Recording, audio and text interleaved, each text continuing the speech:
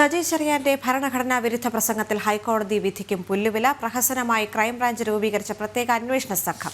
സജി ചെറിയാനെ പേരിനൊന്ന് ചോദ്യം ചെയ്യാൻ പോലും അന്വേഷണ സംഘം തയ്യാറായിട്ടില്ല. വിവരങ്ങളുമായി വി വിനീഷ് തിരുവനന്തപുരത്ത് നിന്ന് ചേരുന്നുണ്ട്.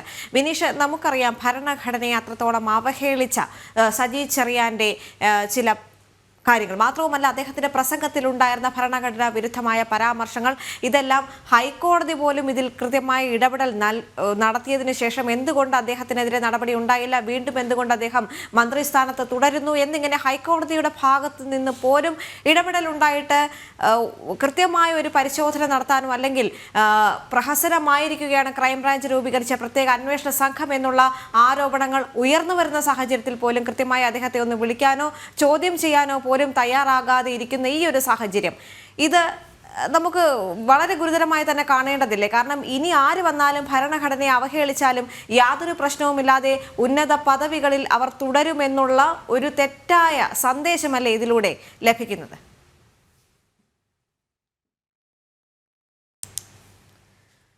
സജി ചെറിയാന്റെ ഭരണഘടനാ വിരുദ്ധ പ്രസംഗത്തിൽ ഹൈക്കോടതി വിധിക്കും പുല്ലുവില. പ്രഹസനമായി ക്രൈംബ്രാഞ്ച് രൂപീകരിച്ച പ്രത്യേക അന്വേഷണ സംഘം. സജി ചെറിയാനെ പേരിനൊന്ന് ചോദ്യം ചെയ്യാൻ പോലും അന്വേഷണ സംഘം തയ്യാറായിട്ടില്ല.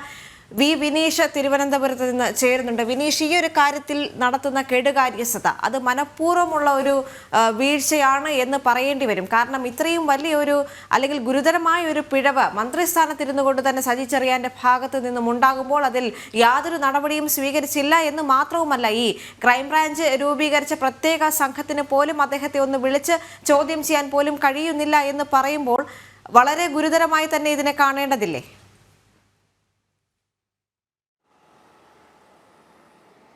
തീർച്ചയായിട്ടും ദേവിക, നവംബർ 21-നാണ് കോടതിയുടെ രൂക്ഷ വിമർശനം ഭരണഘടനാ വിരുദ്ധ പരാമർശത്തിൽ മന്ത്രി സജി ചെറിയാനെതിരെ ഉണ്ടാകുന്നത്. നവംബർ 21-ന് തന്നെ കോടതി ആവശ്യപ്പെട്ടത് ഒരു സത്യസന്ധനായ ഉദ്യോഗസ്ഥനെ വെച്ച് ഈ ഒരു വിഷയം അന്വേഷിക്കണം, ഭരണഘടനാ വിരുദ്ധമായ പരാമർശത്തെ സംബന്ധിച്ചുള്ള കാര്യങ്ങൾ അന്വേഷിക്കണമെന്ന് ഹൈക്കോടതി തന്നെ നിർദ്ദേശിച്ചിട്ടുണ്ട്. ആ നിർദ്ദേശം കഴിഞ്ഞ് ഏകദേശം ഒരു മാസം പിന്നിട്ടിട്ട് പോലും കൃത്യമായ നടപടിയുമായി ക്രൈംബ്രാഞ്ചിൻ്റെ ഉദ്യോഗസ്ഥർ മുന്നോട്ട് പോകുന്നില്ല എന്നതാണ് നമുക്ക് മനസ്സിലാക്കാൻ സാധിക്കുന്നത്. കാരണം മന്ത്രി സജി ചെറിയാന്റെ ഒരു മൊഴി പോലും രേഖപ്പെടുത്താൻ ഇപ്പോൾ ക്രൈംബ്രാഞ്ച് ഉദ്യോഗസ്ഥർ തയ്യാറായിട്ടില്ല എന്നതാണ് വസ്തുത. കൂടുതൽ കാലം ഈ കാര്യങ്ങൾ നീട്ടിക്കൊണ്ടു പോകാനുള്ള ഒരു ശ്രമം തന്നെയാണ് ക്രൈംബ്രാഞ്ചിൻ്റെ ഭാഗത്ത് നിന്ന് ഉണ്ടാകുന്നത്.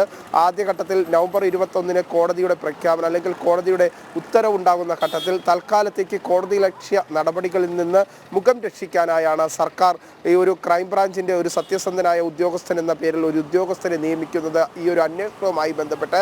പക്ഷേ ഈ അന്വേഷണവുമായി മുന്നോട്ട് പോകാൻ തീർച്ചയായിട്ടും ഉദ്യോഗസ്ഥൻ തയ്യാറായിട്ടില്ല എന്നതാണ് വസ്തുത. മന്ത്രിയുടെ ഒരു മൊഴി രേഖപ്പെടുത്താനോ ഏത് സാഹചര്യത്തിലാണ് ഭരണഘടനാ വിരുദ്ധ പരാമർശം നടത്തിയതെന്ന് അന്വേഷിക്കാനോ ഈ ഉദ്യോഗസ്ഥൻ തയ്യാറായിട്ടില്ല. നവംബർ 21-ന് കോടതി ഉത്തരവിട്ട് ഒരു മാസം പിന്നിട്ടിട്ടും നടപടിയിലേക്ക് കാര്യങ്ങൾ കടക്കുന്നില്ല.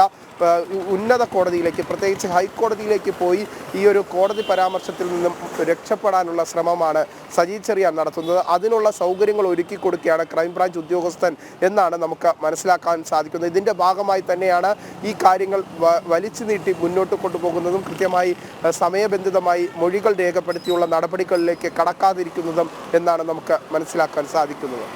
ദേവിക, വിനീഷ്, അതോടൊപ്പം തന്നെ ഇത് നൽകുന്നത് ഒരു തെറ്റായ സന്ദേശം കൂടിയല്ലേ? കാരണം ഭരണഘടനയെ അവഹേളിച്ചാൽ അത് ആരായാലും അതിന് കൃത്യമായ നടപടി സ്വീകരിക്കണം. ഇല്ലെങ്കിൽ അവർ വീണ്ടും ഉന്നത പദവിയിൽ ഇതുപോലെ തുടരുമ്പോൾ അത് കൃത്യമായി ഒരു തെറ്റായ ഒരു സന്ദേശമല്ലേ സമൂഹത്തിന് നൽകിക്കൊണ്ടിരിക്കുന്നത്?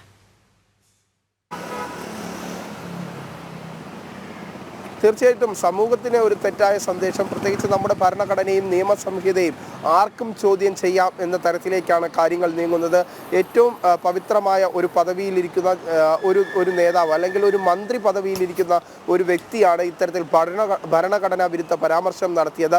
ആ ഭരണഘടനാ വിരുദ്ധ പരാമർശത്തിൽ കോടതിയെ ഒരു പൊതുപ്രവർത്തകൻ സമീപിക്കുമ്പോൾ ആ കോടതിയുടെ രൂക്ഷ വിമർശനം പോലും അന്നത്തെ ഘട്ടത്തിൽ മന്ത്രിക്ക് ഏൽക്കേണ്ടി വന്നുണ്ട്. മന്ത്രിയെ രൂക്ഷമായ ഭാഷയിലാണ് കോടതി പോലും വിമർശിച്ചത്. അങ്ങനെയാണ് നവംബർ 21-ാം തീയതി കോടതിയുടെ തന്നെ നിർദ്ദേശം സർക്കാരിലേക്ക് എത്തുന്നത്. പ്രത്യേകിച്ച് ഈ ഒരു വിഷയവുമായി ബന്ധപ്പെട്ട് ഭരണഘടനാ വിരുദ്ധ പരാമർശവുമായി ബന്ധപ്പെട്ടുള്ള കൃത്യമായ അന്വേഷണം നടക്കണം.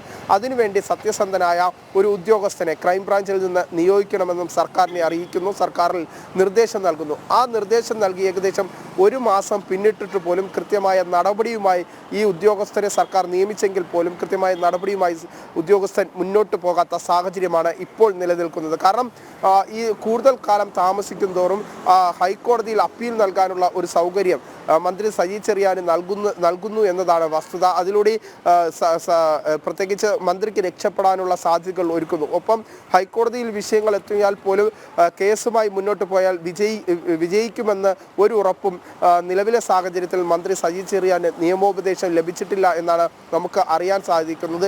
ഈ ഘട്ടത്തിൽ പരമാവധി ഈ കേസ് നീട്ടിക്കൊണ്ടുപോവുക, അന്വേഷണം ഇഴയിക്കുക എന്ന ലക്ഷ്യം തന്നെയാണ് ഇപ്പോൾ സർക്കാരിനും ഇടതുപക്ഷ നേതാക്കൾക്കും ഉള്ളത്. ഇതിൻ്റെ അടിസ്ഥാനത്തിൽ തന്നെയാണ് ഒരു മൊഴി പോലും ഇതുവരെ മന്ത്രി സജി ചെറിയാന്റെ ഭാഗത്ത് നിന്ന് രേഖപ്പെടുത്താതെ ക്രൈംബ്രാഞ്ച് മുന്നോട്ട് പോകുന്നത് എന്നാണ് നമുക്ക് മനസ്സിലാക്കാൻ സാധിക്കുന്നത്.